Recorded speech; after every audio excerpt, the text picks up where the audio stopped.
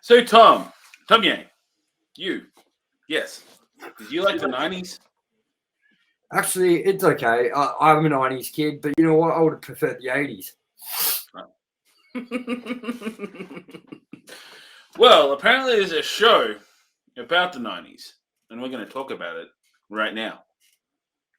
Sounds dandy.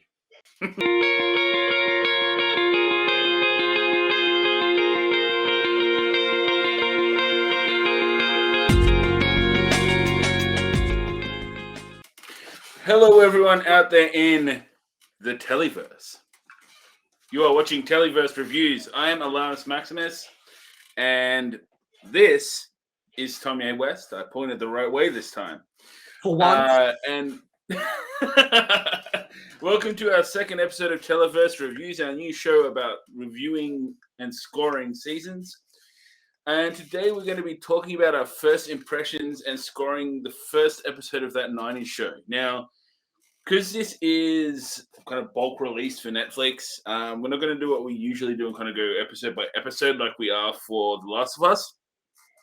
Going to do our score for this one, add it up, then see how it compares to our score for the whole season once we binge it, which we should probably have out end of the weekend, early next week, somewhere around then.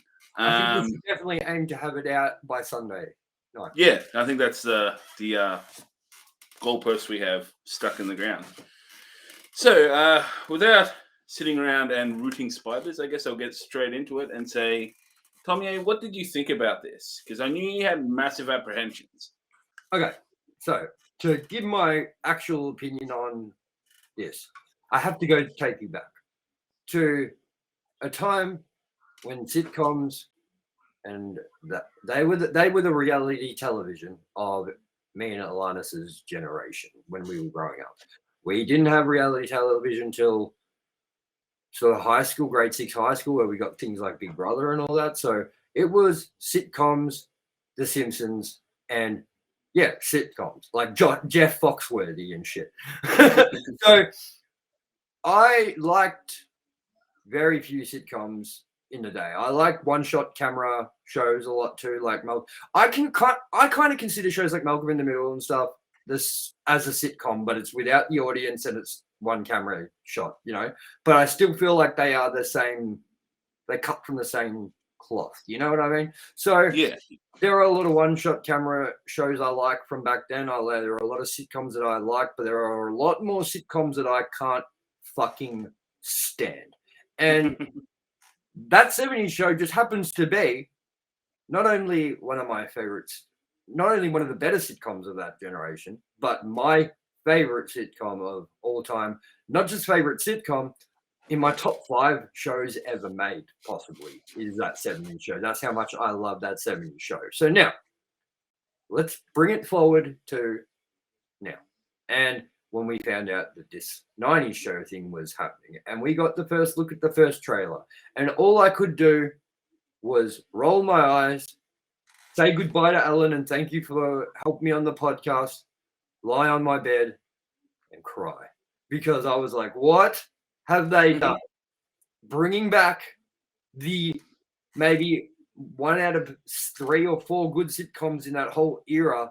Why are they bringing this back? The one show that I have respect for, that I loved to death, and ruining it, and with a girl version of Eric Foreman, and a story that sucks so bad, like the premise for it sucks so bad that on the spot, when me and you discussed it, the premise I came up with on the spot was 10,000 times better. But when I saw it go live tonight for our review, I said, well, here we go.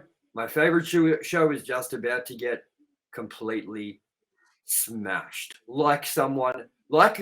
Smashed like a girl on a spit roast. You know what I'm saying? So when I put this on, I was so surprised to see that the first character we actually got to see in this show that wasn't Eric and Red, Kitty and Red, was Eric Foreman. And I was like, wow, like that was not expected. I didn't think we were going to get cameos from that cast of this show, the older show, for much later. Like I thought they'd save it, sort of thing, so that it was like draw cards to bring up, like when the show wasn't doing well or whatever. You know what I mean? Like, don't worry, this episode has Kelso and Jackie in it or whatever. You know. But when I saw Eric rock back up and Eric was perfect, he was still playing the character. It was almost like he never left. The show had never ended. Red and Kitty's communication and the way they talk to Eric and stuff has not changed. All feels like the show never ended, and it actually feels like they never did that terrible last season without Topher Grace. You know, so to me, when I saw that, I was very surprised. And then when I saw how heavily the first episode weighed on Donna, Eric, Kelso, Jackie, the connections they have with their kids, Red, I felt like when I ended, I said, I am shocked. I liked that episode, the initial episode. Now, I haven't watched any more, so I can't judge the rest. But what I can say to you is this surprised me. Like, dude, I thought there was no way this was going to be good. Like, I had convinced myself. And you know what? The first episode proved me wrong in a way, because I feel like it's the same show nearly.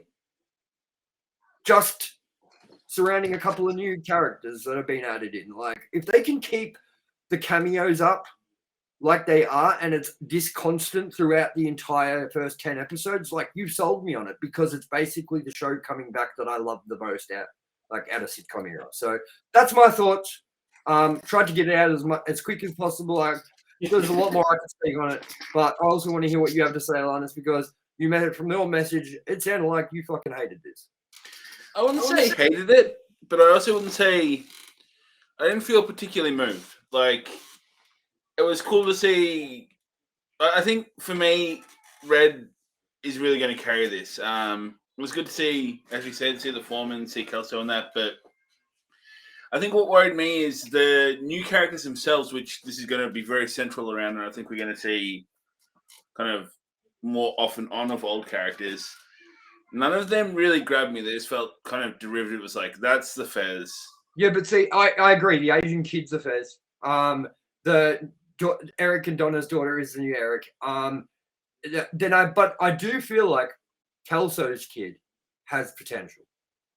Yeah. And it's weird because there was a clip, like a trailer they released, where they're sitting around in the circle, and they say some shit, like something that's not funny, but his reaction to it is where they like, have you heard the Donkey Kong conspiracy? He's actually a gorilla. And then it cuts to him and he's like, turns around and he goes, interesting. And I was like, this guy has potential. You know what I mean? Just because he seems quirky, you know?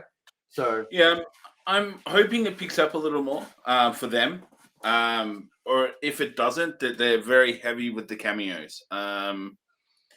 Because I think, to be honest, I hope it doesn't pick up with the other characters, and I hope it is cameo focused. But to be honest, it would be better if both those things happened together at once, which was the characters picked up and you learn to love them, and the cameos are everywhere. You know what I mean? That would make the show great.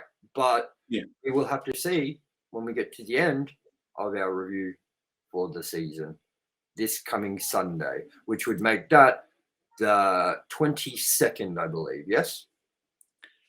Correct. 22nd. One thing that I felt like, I don't know, the kids didn't feel like they were in the 90s. Like, in the 70s, kind of the way they dressed, things like that. Me and my mate who were watching it at the time, he was here, said the same sort of thing. Like, he goes, I'm very upset that I haven't seen a pinwheel hat yet.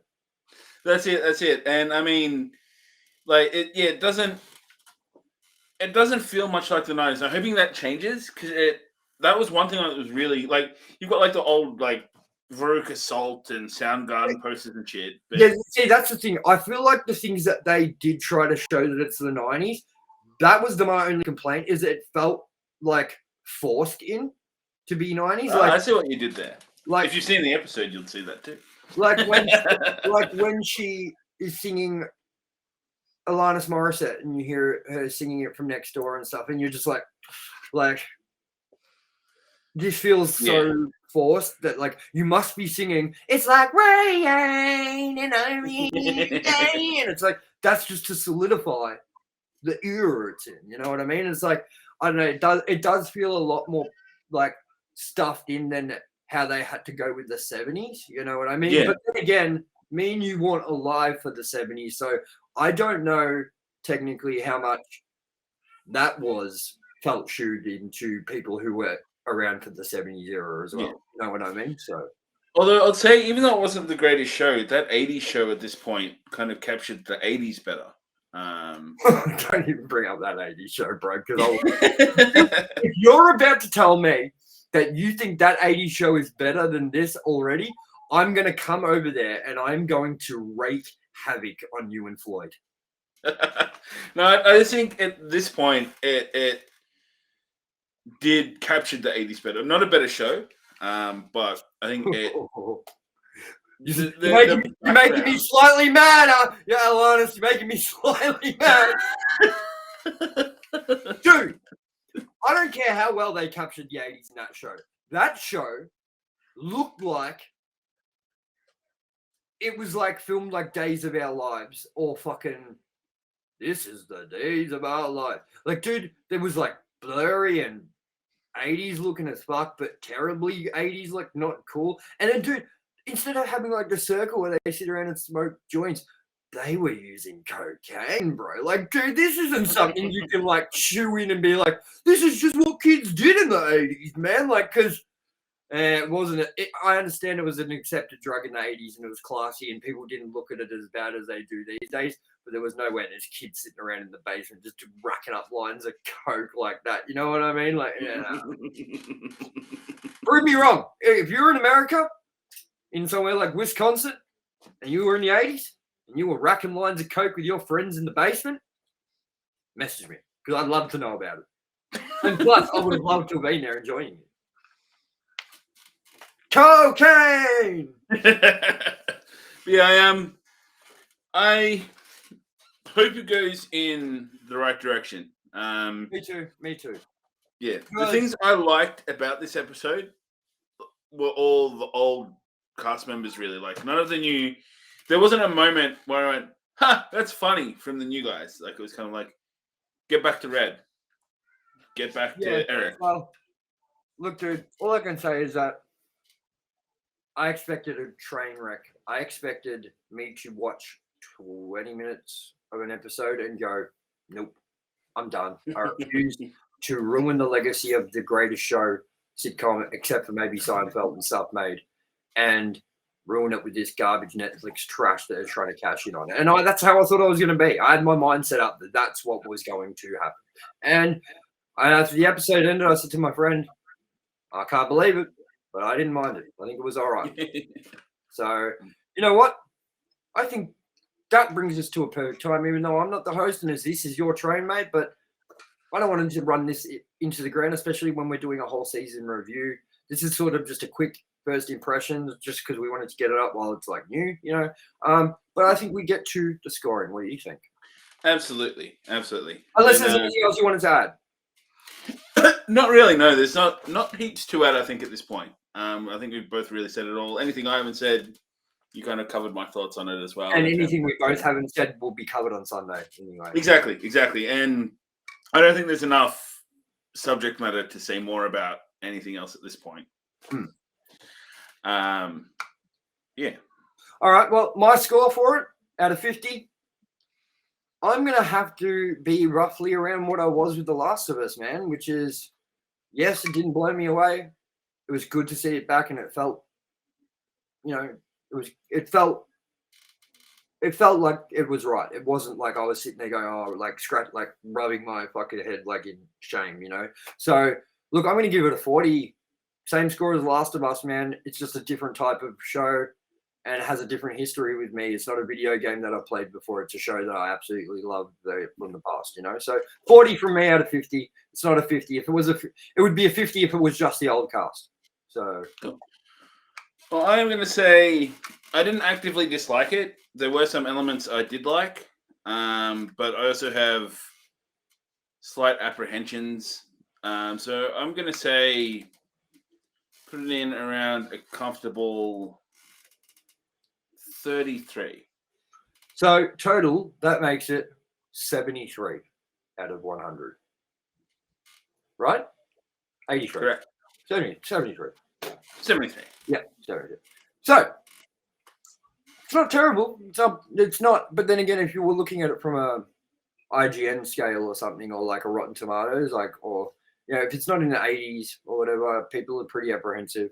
But don't let our scoring system be sort of like that. Our scoring system is not the template for other scoring systems. This is just like our own. So our scoring could add up to what like Rotten Tomatoes would classify like an 88. You know what I mean? I don't know. Exactly. So right now it's sitting at 73. So that's pretty decent. Yeah, there is above average, I think. Cool. Well, let's wrap this shit up then, man. You want to wrap it up? Well, yeah. So stay tuned for, of course, Sunday night. We're going to bring out the review of the whole season. We're going to be following that up with episode 2 of The Last of Us. Maybe squeeze in some pop vultures if anything hits juicy across the week, and working on keep up. Yeah, working on Ranked and Review Goes to Hell, and give everyone a quick update on that. We're still going through the script. We're still working out how the episode's going to sort of be layered out, and we're still working out all the assets, including visual animation and 3D effects and all that garbage. So it's coming. But we were trying to aim to have it ready by Shazam / Ant-Man. And I think with those reviews will be coming out through Pop Vultures. I think our aim, Alan, should be to get Ranked and Review Goes to Hell up by the time Scream 6 hits. So that it's like when we first started with Scream. You know what I mean? So I think that feels fitting. And we've got a lot of content coming out for this show as well. Like we're actually going to have to work out the overlapping. So we've got things like The Mandalorian, a bunch of other shit coming out start of this year. So there will be content, and we hope you enjoy it. And it's only going to get better for sure. Well, good, very good. Yeah, goody good. So I've been ALANNIS Maximus. I remembered again. This has been Tomye. Thank you for joining us and seeing that my show has not been completely run into the ground and me sitting here like ready to set my TV on fire and ring up Netflix and call a bomb threat. All right. Yeah. Peace. Peace.